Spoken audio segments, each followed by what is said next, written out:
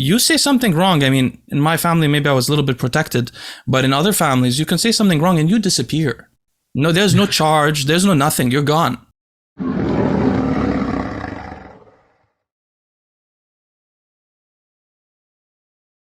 D. Provencio says, what is everyone's stance on the Redcon 1 incident about pulling out his company from the Arnold? Curious about what you guys have to say. I heard, Bostin, I heard your response to it. Did you respond? Yeah, but Leo, we just did this. We just did this with Chris Tuttle. We talked about, do we talk? I didn't know that. Oh, I know we talked about it with somebody. I thought it was Chris Tuttle, but maybe we didn't. I'm a big fan of it. Yeah, me too. Are you surprised, Tony? I haven't. Talk about no. I mean, it was good, but it's like, you know, I mean, Arnold's a legend. You know, like for anybody in the industry to attack him is like it's almost like it's always been off limits. Yeah. But why is it off limits? I mean, I don't give a fuck about his status. I mean, and I'm glad that somebody spoke up. You know. Yeah. I'm glad that everybody's supporting it and everything. So I love Arnold for what he did. I really want to give my opinion on it because I haven't given it to anybody else. And it's the same thing. We're all on the same page. We're all freedom fighters, and you know, bodybuilding is about freedom, and we are a taboo sport. So like when freedom is decreased, what gets eliminated first? Like bodybuilding and all the things that we love, right? Because the mainstream doesn't accept this, and they don't care about balancing our freedom with their control. So with Arnold, though, I recognized very early on when I finally figured out how politics work and the media works that most super famous people had to be sellouts. They would never get to that position. They have to have someone backing them, and they can't afford to be attacked. You know, so they have to have people. They have to go with the mainstream. They just have no choice. If you want to get huge, like The Rock is the perfect example. The ultimate sellout of the year was The Rock. Really, I don't know much about him. Oh, he did this scripted thing with Joe Biden for the presidency that was just so. I mean, it was so gag, it was so fake, and it was so. You know, but it's not just about getting paid for it. It's not like they said, "Hey, we'll pay you millions of dollars." It's like they have leverage to destroy you. And so if you don't support that mainstream, then, I mean, you can just with the technological advancements, you can be deplatformed and just completely eliminated.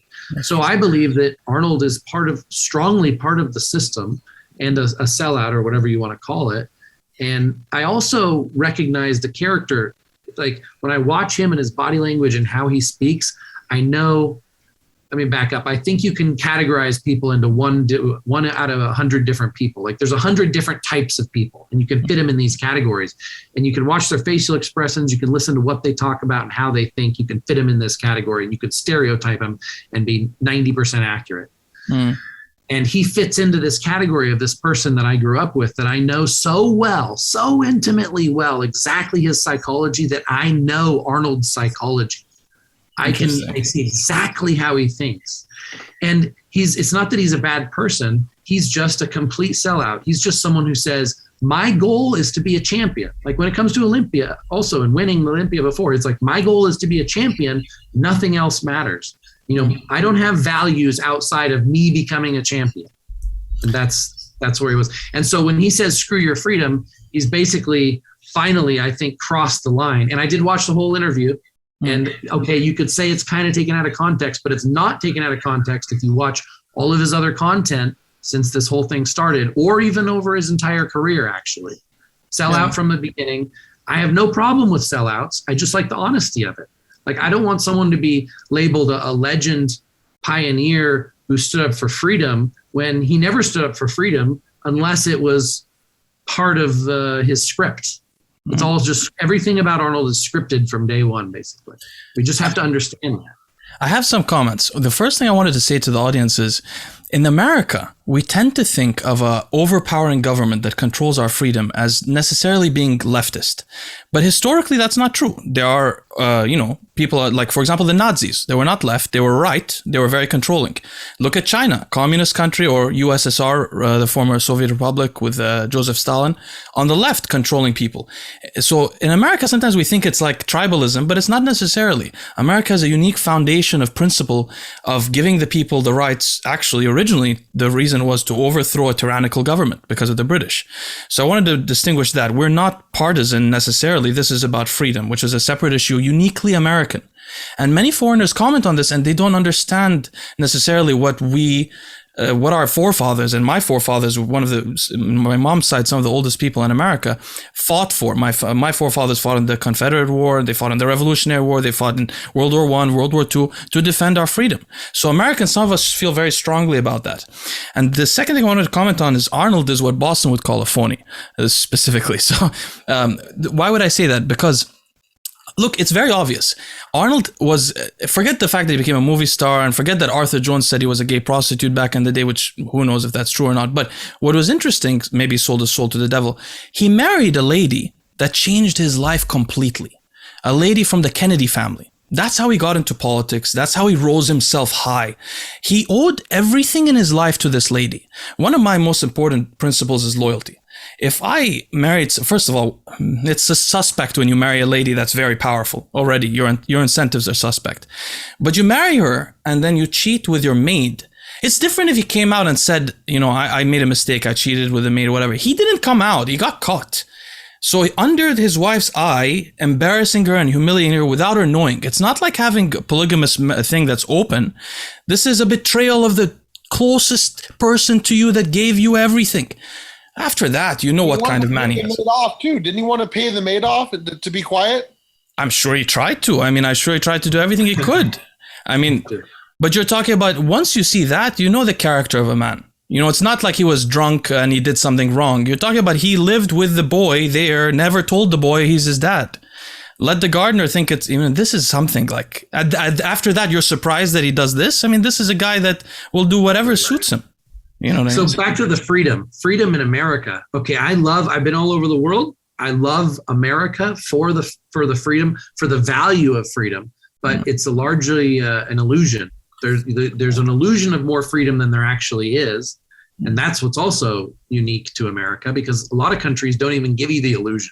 Thailand doesn't give you the illusion. This is a military dictatorship. The people don't really have a say in anything, and they accept that. They're born knowing the government is all powerful and there's not much they can do to change the government. But in America, we're born to think we can create our own destiny and the American dream, and we get to vote and our vote counts, and it's just really not true to the extent they make us think. So I don't like the illusion. I just want it to be honest. And America is so dishonest because the media is constantly hiding the fact. The media is the veil of illusion. And someone like Arnold and The Rock and pretty much any actor and people in the mainstream media, because otherwise they would never let them get that far, are part of that illusion. And so again, I don't hate Arnold, but he's part of the illusion. And now you're seeing, like, when you see all these people come out and then all of a sudden attack American values, now you've got this huge conflict. You got this conflict before. These guys were paid actors to try to support freedom, and now they're paid actors against freedom.